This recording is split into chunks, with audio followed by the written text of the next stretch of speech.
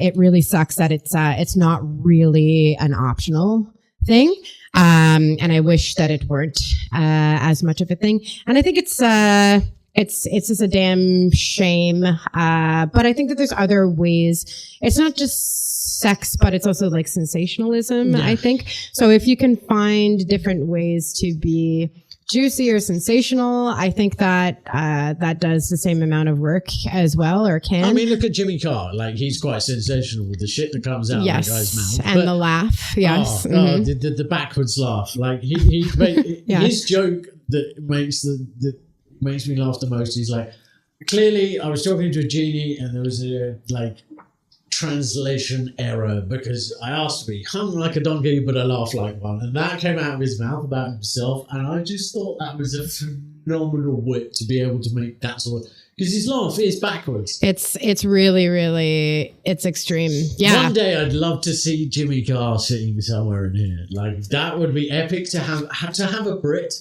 of that intellect. And have you seen him talk on mental health?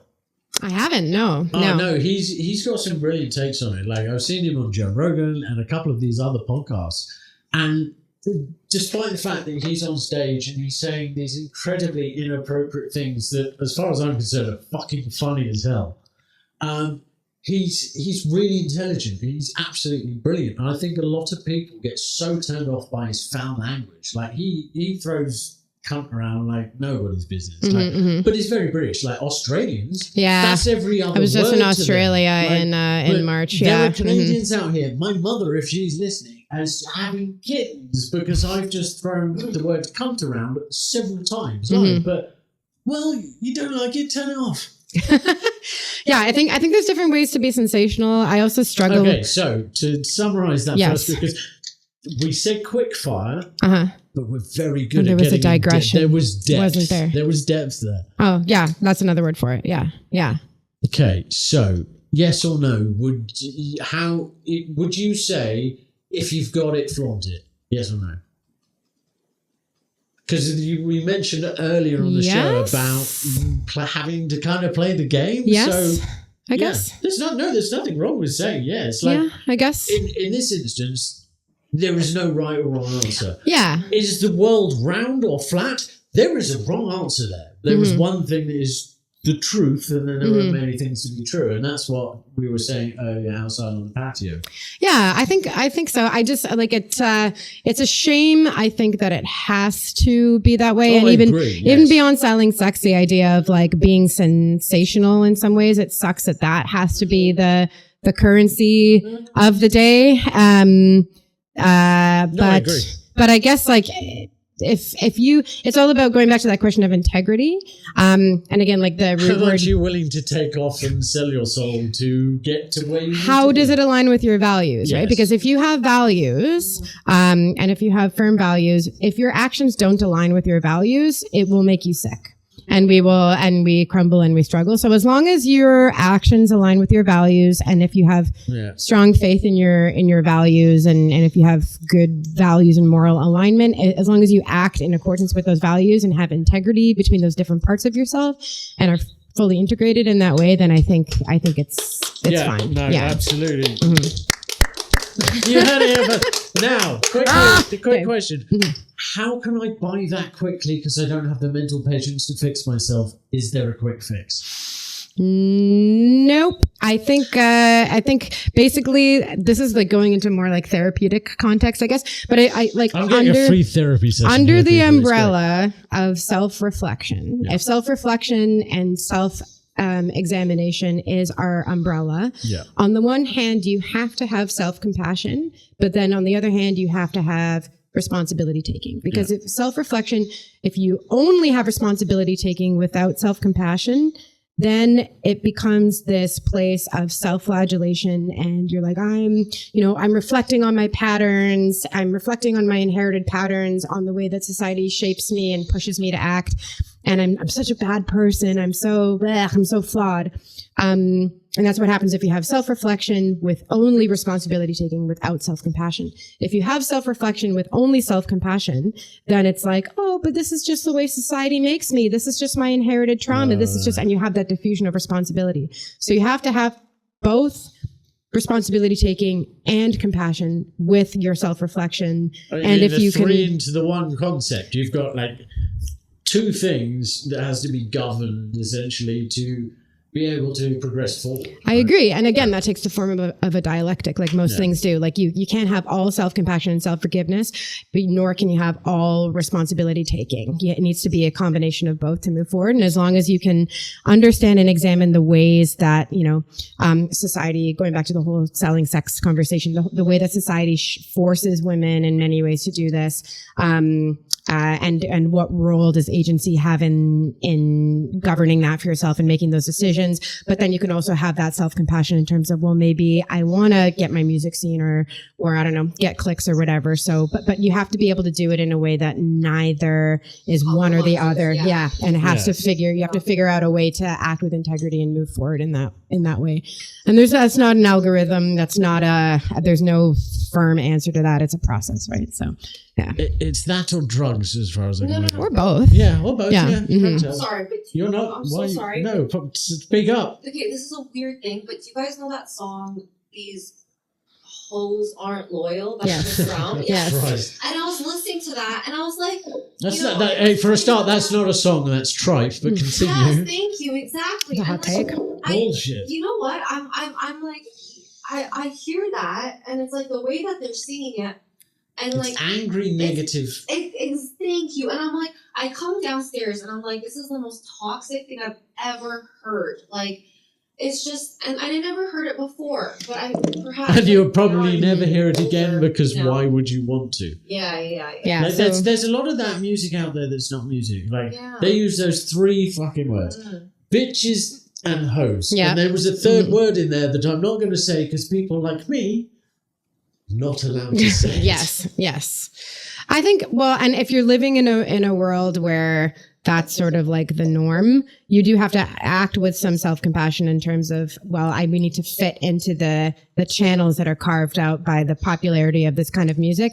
But then you also have to take responsibility and ask yourself, are these channels that I want to keep flowing down, or do I want to carve out my own path to the degree that I can? Keeps showing me reels and posts about how I don't want to go down that, and it's interesting that you think of like comes down to that conversation we're having, like the energy, thought, and where you put your mind. It's like there are a lot of the things you were talking about where it's that focus or that very negative area, but it's like if you look at if you're looking for problems, what are you going to find? Problems. Yeah. Okay, everything's essentially a problem, so just look for a solution, ignore the problem, and everything should kind of pan out okay. Yeah, I think it's really, really easy to, and I think it's really easy to get bogged down, especially if you're only looking at problems. I always think back to that quote around the Boston Marathon bombing, where there was that child who asked their mom, like, why did this happen? Why did this happen? And then you're there as a mother needing to explain to your 5-year-old child about why people, yeah, exactly. So she explained that sometimes these things happen, but her way of sort of integrating it was you have to look for the helpers. There will always be people that no matter how absurd and tragic and awful circumstances get. Exactly. Just go, you look at them and go, holy shit. Yeah. People, those are the heroes. Exactly. Of society, right? And I think that small acts can be, you can find ways to do that in small ways. And I think that this idea of it has to be all or nothing. Either I contribute and overthrow the entire system, or I do nothing. I think that's a false dichotomy. No, it can be described as arc. Acts of random kindness. You don't have to be on all the time. Yeah. Life is fucking exhausting as shit. You can't. It's terrible. Yeah. But you've got to be on some of the time because everybody else is also going through the same terrible mental bullshit that whatever this giant experiment is. Yeah. Because let's face it, democracy as the experiment has clearly failed. So that's on its way out. What happens next? I'm glad we have quite a nice view out of the studio. What's in plants? We've got beer.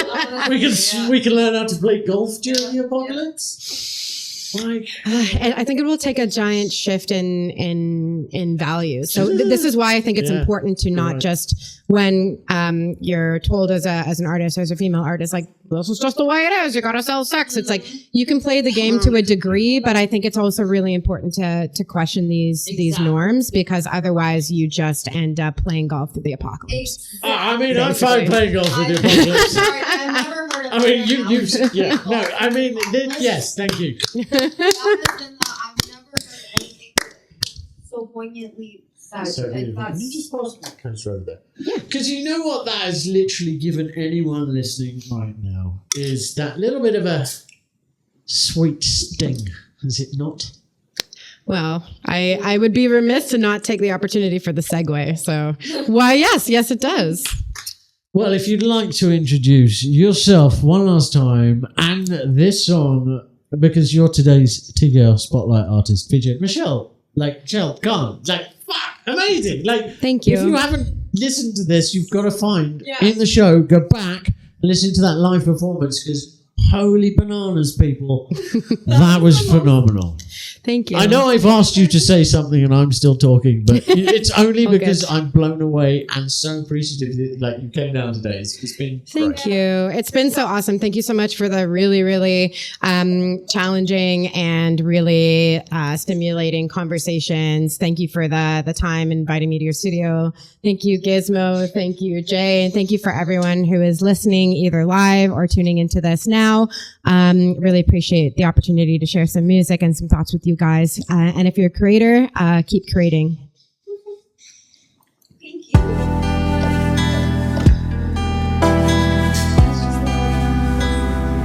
That was the most beautiful thing I've ever witnessed. I'm sorry, but this is like, I'm sitting here. I'm sitting here. Cheers. I'm sitting here. Thank you. nice. I'm sitting here, guys, and I'm like, wow, and since I started recording, there's like this light that shone onto you. And That was exactly 2.5 hours as the booking predicted. Boom. Look at that. Proof of Fucking concept. Perfect proof of concept. Nailed it on the dot. Yeah, exactly. And to the letter, we didn't deviate at all from the script. Not at all. Yeah. No, this is great. And I've got all of the bits of, like... You got to get on me. No, that. Do you do that? Do you do the editing? Hey? Do you do the editing for everything? I basically get my AI that knows everything that's going on to basically read the transcript, find me the good bits, and then I pump it in and then clip it all up. That's so it'll take me probably an hour to get. So does the it do like the done. selects for you basically, and then you just like do the editing, put it together? No, I do the select. I'm telling it what I want to find, because before I do any of that, I'll listen back to this entire show. Whoa. Before it goes anywhere. That's wild. Okay. Yeah. Very cool. And then all of there will be audio clips. Any video clips are not going to be seen, but you may hear your voice on social media in the next few hours. That's great. But your face won't show up until I've got all of the clips from that phone, your phone. I'm very shy. Yeah, I'll send. So I'm a very. You're very shy, but you're looking phenomenal today, my dear. Come on. But I would like to be behind the background to support whatever you guys do. Thank you. But it's nice to the fact that you occasionally crop up in the B-roll, because that's the thing. That's the thing that people actually want to see. No, because it's great. They want to see that, like, there is stuff going on. Oh, wait a minute, there's more than just me and you. Yeah. It's like, do you like Off Menu, the Off Menu podcast? You know James Acaster and Ed Gamble? Oh, James Acaster. He's my favorite. I think him and Nish Kumar are like my favorite comedians about his living. joke about England getting a boat 200 years ago and nicking everything in his museum. We're not done looking at it yet. Yeah. Finders keepers. Well, it's been working well for you so far. So good. Yeah. But in their Off Menu podcast, sometimes their producer Benito, which is an amazing name for somebody who is the producer of a food podcast, will come out and like you get the behind the scenes with Benito, and it's like some of the best bits of the show. It's so great. That's awesome. Yeah. This is like the coolest. This is like probably the coolest thing. So does CCAN radio run music like the music's all the time? 24 hours. That's so cool. I'll give you the. And it's all like local stuff? Local, US, bit UK, bit of Aussie. Yeah. The Commonwealth. Very the cool. Allies. Can I take a selfie? Yeah. Okay, get in here. Oh, okay. I'm gonna just hide. And No, you know hiding. Full of this. Yeah, no, hide by the room. I'm sorry. I don't take pictures. You're good. Awesome, perfect. Nice.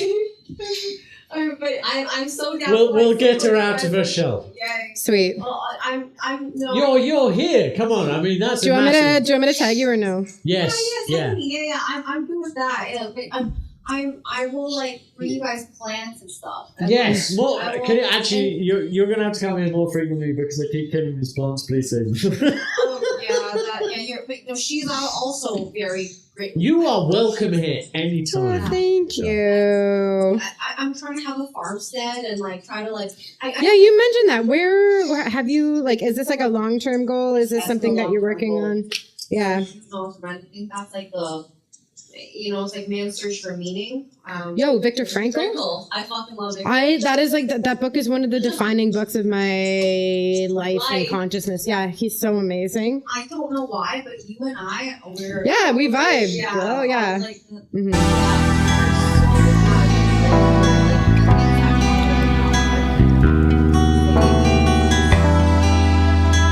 Sweet Sting Shilkong, TKR Spotlight Artist of the Day. You are listening to CCAN Radio. Your radio, your music, your choice. I won't push him on. My favourite, You know, I Catalina always come Cara, above, and I catch myself get hurt. If that's what you want, Should check out. and if you need it too, don't look back, take your time, think all this See you later, through. YouTube. Wave goodbye. Bye. Always change your mind and leave me in the wild. Don't wanna always be aside. I'll step back from you, so now you'll think this through. Give you space, I won't wait in your long queue. YouTube. It sucks to Even be if we you. walk Sucks to be YouTube because we get more music. More live shit. So go to Gizmo TKR. No, that was perfect. Yeah. Miss out, fuckers. End broadcast. Stop.